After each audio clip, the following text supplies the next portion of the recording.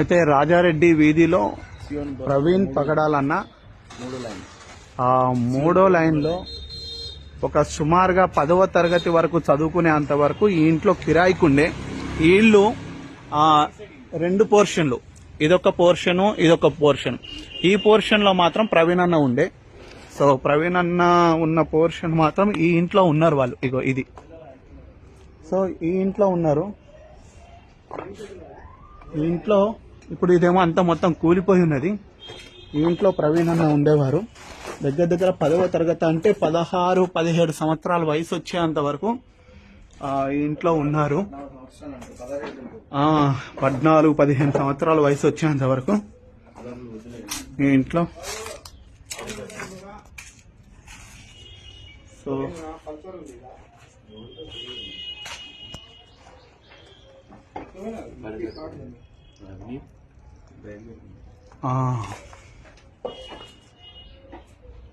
ఈ ఇల్లు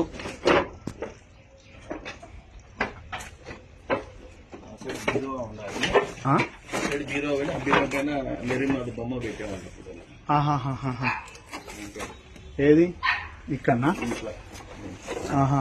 అది లేదనుకుంటే ఇప్పుడు లేదు. ఓకే. ఈ ఇంట్లోకి మీరు ఎప్పుడన్నా వచ్చిరా అన్న? అన్నప్పుడు ఆడుకోవడానికి అన్న ప్రవీణ్ అన్నకు 3rd క్లాస్ నుంచి 1st క్లాస్ నుంచి 4th వరకు, నవోదయకు 5th కు వెళ్ళిపోయాడు అన్న. ఎవరైతే ప్రవీణ్ పగడాల అన్నని ప్రభువులోకి నడిపించిండని చెప్పానో అన్న వాళ్ళది ఇల్లు ఇది. సో నీల్ జోసఫ్ అన్నది ఇల్లు.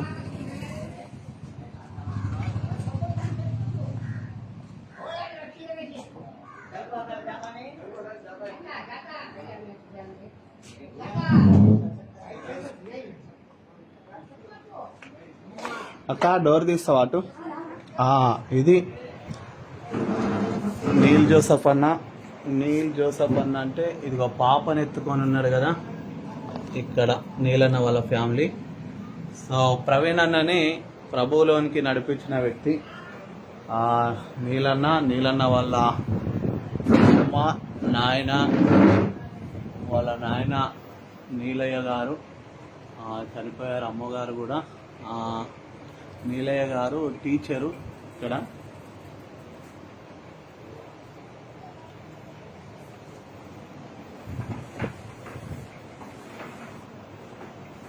ఇది నీలన్న వాళ్ళ ఇల్లు. అన్న వాళ్ళమ్మ, పెద్ద కూతురు, అన్న కూతురు, నీళ్ళ కూతురు, పెద్ద పాప, నీలన్న వాళ్ళ పాప, నీలన్న వాళ్ళ అన్న తమ్ముడు. అయితే ఇది పైకి రూమ్. అది ఇల్లు అప్పుడు వెనకటిది. దగ్గర దగ్గర సుమారు ఒక 50 సంవత్సరాలు, 50 సంవత్సరాల పైబడిన అది. సో నీలన్న వాళ్ళ ఫ్యామిలీ. డాడీ వాళ్ళు అమెరికా వచ్చిన.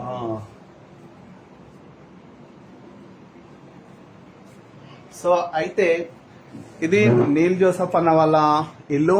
ఈ ఇంట్లో నుంచే మరి ప్రవీణ్ అన్న కూడా ఈ ఇంటికి వచ్చేవారు. ఇందాక నేను చెప్పాను కదా ఇక్కడ బ్యాక్ డోరు. ఈ డోర్ తీస్తే ఇక్కడ ప్రవీణ్ అన్న వాళ్ళ ఇల్లు కనిపిస్తుంది.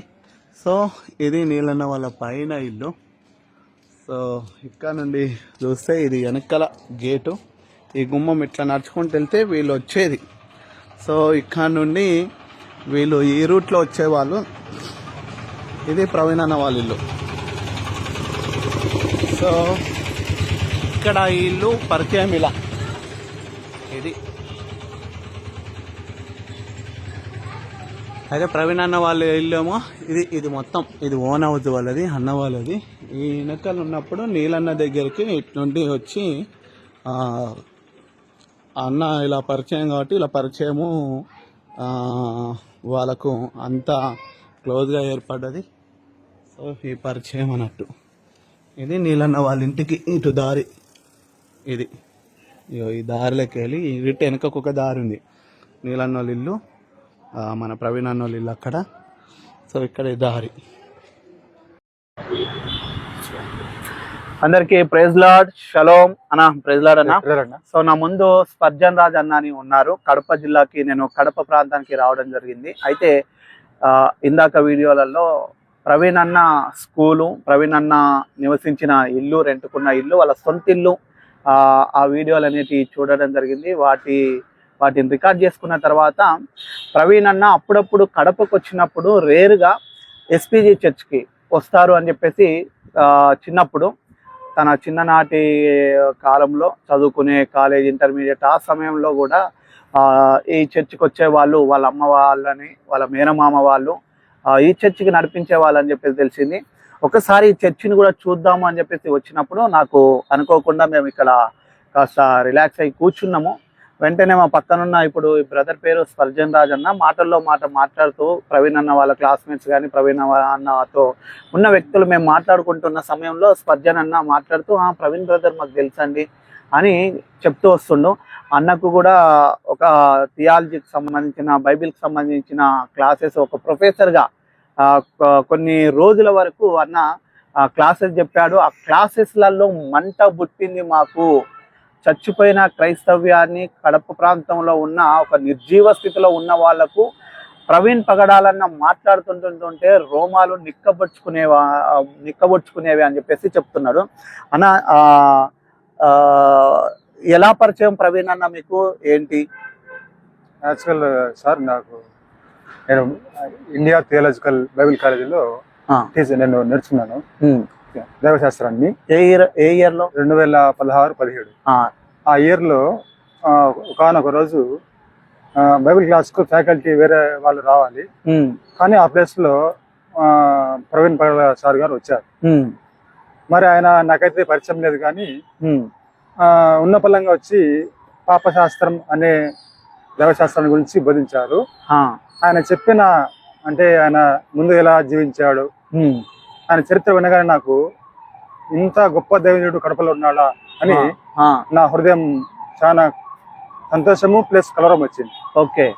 అదే రీతిలో పాపశాస్త్రాన్ని గురించి వివరించినప్పుడు నాకైతే రోషం పుట్టింది. క్రైస్తవుడు ఇలా జీవించాలా, క్రైస్తవుడు అంటే ఇంతేనా, మరి ఈ నేను జీవించే జీవితం అన్న చెప్పే వాక్యానికి సరిపోదు, ఇంకా ఎక్కువ అంటే దేవునికి చేరువుగా జీవించాలి అన్న మాట తెలుసుకున్నాను. ఇంత గొప్ప వ్యక్తి మరణించడం చాలా క్రైస్తవులకానికి చాలా తీరని లోటు అని భావిస్తాను. అప్పుడు మీరు ప్రవీణ్ అన్న ఇప్పుడు 2014-16 అంటే 2 సంవత్సరాల వరకు వచ్చారా? రెగ్యులర్ గా వచ్చారా? అది ఒక్క రోజేనా? అదొక్క రోజే. వేరే అతను రావాల్సినప్పుడు ప్రవీణ్ అన్న ఒక్క రోజు వీళ్ళకు వాక్యం అందించి, ఆ రోజు బైబిల్ క్లాస్లే కదా, ఈ పాపశాస్త్రం అంట, అదే కదా, పాపశాస్త్రం పైన ఒక వీళ్ళ క్లాసెస్ ఇచ్చిన ఒక ప్రొఫెసర్ గా వచ్చి టీచింగ్ చెప్పినప్పుడు అంట వీళ్ళకు అసలు లోతైన అంశాలు చెప్తుంటుంటే, మా కడప ప్రాంతంలోనే ఇంతటి గొప్ప దైవజనుడు ఉన్నాడా, అసలు మేము బ్రతుకుతే కూడా మేము క్రీస్తుకు చేరువగా దగ్గరగా ఇలా మేము బ్రతకాలని చెప్పేసి ఆ రోజు తీర్మానం చేసుకున్నాడు. నిజమేనా? అప్పుడు చూస్తున్నారు, తర్వాత మళ్ళీ ఎప్పుడైనా కలిసారా? అన్న నెంబర్ తీసుకున్నారా? అన్న ఇల్లు కూడా ఇక్కడ కడప అని మీకు తెలుసా? మన తర్వాత తెలుసుకున్నాను సార్, కానీ యాక్చువల్ గా ఎతికినా కలిసింది లేదు. కానీ ఆయన మరణించిన తర్వాత మా కుటుంబం అంతా ఏడ్చాం సార్. చాలా తీరని లోటు ఇది క్రైస్తవానికి. అసలు క్రైస్తవానికి తరపున ఆయన ప్రగాఢ సానుభూతి తెలిపాను. మా మందిరంలో గాని క్రైస్తవ విశ్వాసులంతా ప్రగాఢ సానుభూతి తెలిపాము. మొత్తానికైతే క్రైస్తవులకానికి తీరని లోటు. అటువంటి దైవజనుడు మరి ఇంకా అనేక మంది పుట్టాలని ఆశిస్తున్నాం. ఓకే. 2014లో మీరు కలిసారు మొట్టమొదటిసారిగా? 15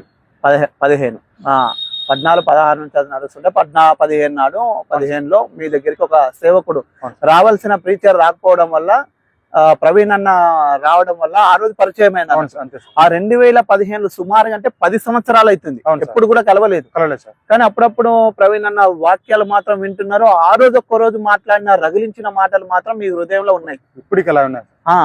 కానీ అప్పటి నుంచి 10 సంవత్సరాలైనా కూడా ఆ ముద్ర అనేది ప్రవీణ్ పగడాల అంటే ఒక మంచి దైవజనుడు ఉంటే అలా ఉండాలనేది ఒక తీర్మానం అయితే చేసుకున్నారు. ఖచ్చితంగా సార్, 99%. మరి బ్రదర్, మీకు ఇంత వాక్యాలు చెప్పి దేవుని మర్మాల గురించి బోధించిన ప్రవీణ్ అన్న వీడియోలు చూస్తూ వచ్చారనుకుంటా. నాకు తెలిసి 10 సంవత్సరాలలో చూశాను. మీరు ఫోన్ లో కానీ ముఖాముఖిగా కలవకపోయినా కూడా ఆయన మెసేజెస్ వింటూ వస్తున్నారు. అవును సార్. కానీ మీరు ఇదే ప్రాంతంలో ఉంటారు కాబట్టి ఎప్పుడైనా తాగాడు అని చెప్పేసి మీకు అనిపించిందా? వాళ్ళు ఇప్పుడు ఈ మీడియాలో చూపిస్తున్న దృశ్యాలని చూసినప్పుడు కానీ ఎలా మీరు అనుకుంటున్నారు? అసలు ఇంత మంచి మాటలు చెప్పిన వ్యక్తి అలా రోడ్ల మీద తాగుతాడు అని చెప్పేసి మీరు నమ్ముతున్నారా? మీ మనస్సు నమ్మడానికి ఆస్కారం ఉంది? అది కళలో కూడా అది ఊహించాం సార్. అది అటువంటి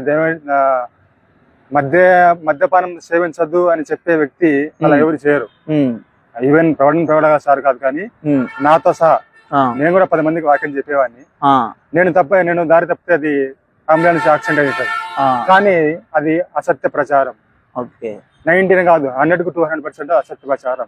కేవలము కేసును డైవర్ట్ చేయడం కోసమే జరిగింది. అసలు కళ్ళలో కూడా ఎవరు కూడా కళ్ళు మూసుకునేది కూడా దైవజనుడు చేయడు అని చెప్పారు.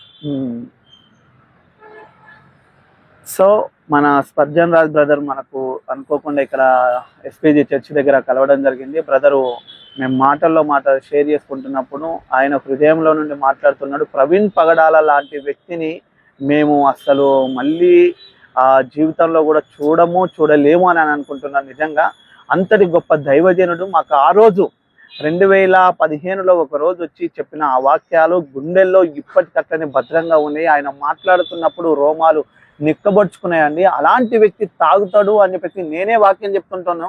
10 మందికి నేను దేవుని గురించి చెప్తున్నాను. నేనే ఒక సాధారణమైన ఎవరికి తెలియను. నా ప్రాంతంలో నా కాలనీలో కొంతమందికి తెలియచ్చు, ఆ 10 మందికి తెలియచ్చు. కానీ కొన్ని కోట్ల మందికి, కొన్ని లక్షల మందిని ప్రభావితం చేసిన ప్రవీణ్ పగడాల గారు తాగుతారు అని అంటే ఇప్పుడు ఎప్పుడు ఎన్నటికీ కూడా నమ్మము. బైబిల్ చేతబట్టుకున్న వాడు మళ్ళీ పాత రోత జీవితానికి వెళ్ళడు అని చెప్పేసి బ్రదర్ కూడా అంటున్నారు.